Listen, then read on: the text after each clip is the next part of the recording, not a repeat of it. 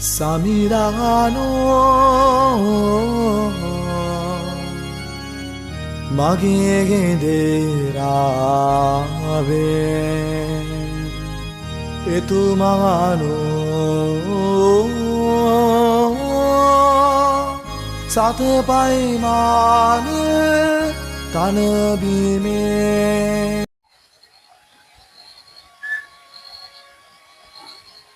ස්ත්‍රිය ඔබ හඬන්නේ මන්ද?